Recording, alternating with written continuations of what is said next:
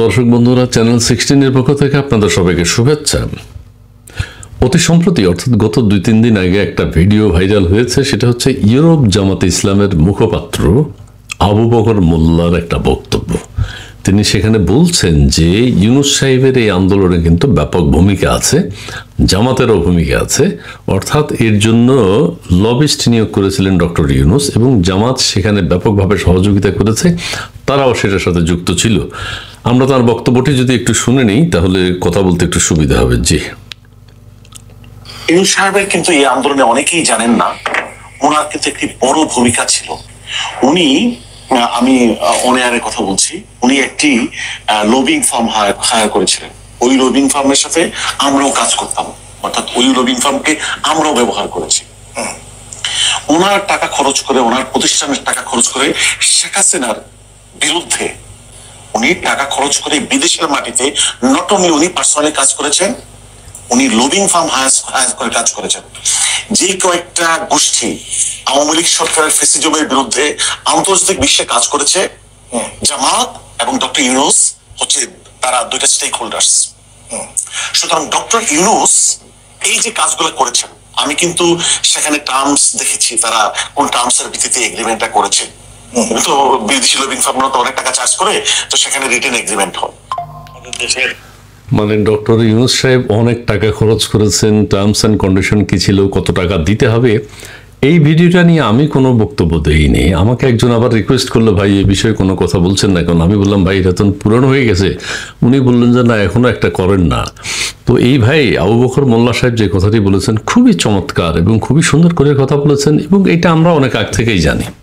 শেখ হাসিনা সরকারও জানে, আওয়ামী লীগের সবাইও জানে, বিচক্ষণ বিদগ্ধ জন যারা আছে তারা সবাই জানে যে ডক্টর ইউনূস সাহেব একটা ষড়যন্ত্র করছেন, লবিং ফার্ম বা লবিস্ট নিয়োগ করেছেন। কিভাবে বোঝা যায়? গত আওয়ামী লীগ সরকারের সময় আমরা দেখেছি নিউ ইয়র্ক টাইমসে ইউনূস সাহেবের এক পাতা বিরাট তার সংবাদ, তার বিজ্ঞাপন।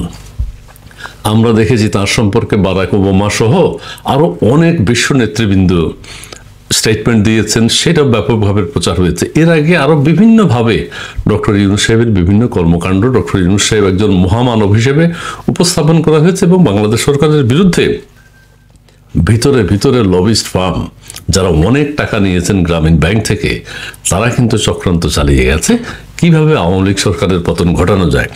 এখন এই ভাইয়ের বক্তব্য শুনে আমি অত বেশি অবাক হইনি। উনি তো ঠিকই বলেছেন, উনি সত্য সুন্দর করে বলেছেন, কিন্তু এগুলো তো আমরা জানি। এখন সুবিধাটা যেটা হয়েছে উনি বলাতে আরেকটু মানে সাধারণ মানুষ যারা জানেন না, যারা বিশ্বাস করতে পারেন না যে ইউনূস সাহেব চক্রান্ত করতে পারেন কিনা, উনি করেছেন, উনি ব্যাপক অর্থ খরচ করেছেন। তখনও কিন্তু আমাদের টেলিভিশনগুলোতে বলা হতো ইউনূস সাহেব এই পত্রিকায় বিজ্ঞাপনের জন্য লক্ষ কোটি টাকা খরচ করেছেন, লবিস্ট ফার্মের জন্য লক্ষ লক্ষ টাকা খরচ করেছেন, এই সারা পৃথিবীর বিশ্ব নেতৃবৃন্দের স্টেটমেন্ট নেওয়ার জন্য তার লবিস্ট ফার্মে কাজ করেছে, তারাই অ্যারেঞ্জ করেছে। এগুলো ডক্টর ইউনূস অ্যারেঞ্জ করেনি।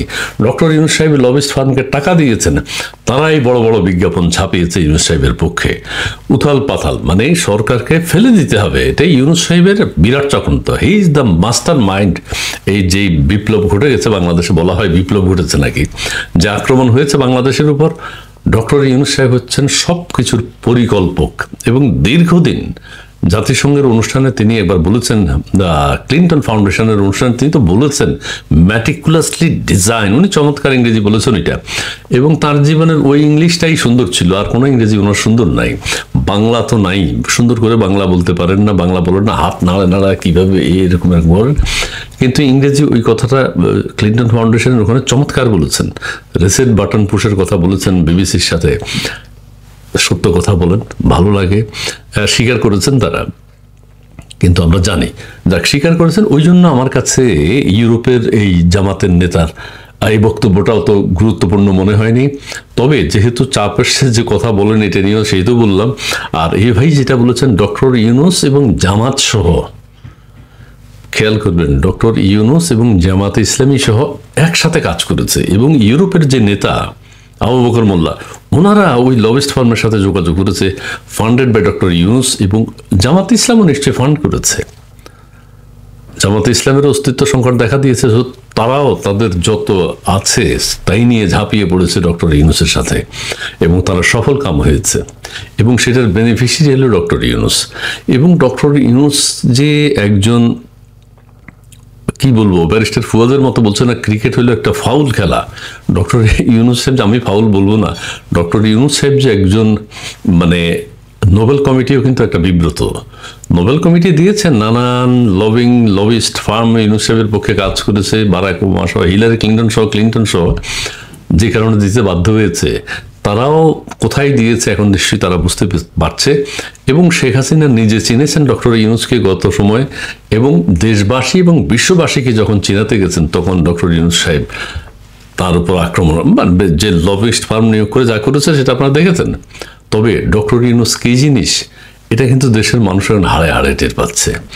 যারা ডক্টর ইউনূস সাহেবকে অনেক সম্মান করতেন, ডক্টর ইউনূস সাহেব কিন্তু বাংলাদেশের কোনো চ্যানেলের সাথে কোনোদিন কথা বলেননি, এখনও তিনি কোনো সাক্ষাৎকার খুব একটা দেন না, দুই একজনের সাথে দিয়েছেন ক্ষমতা নেওয়ার পরে, তারপরেও সাংবাদিকদের সাথে তিনি কথা বলেন না।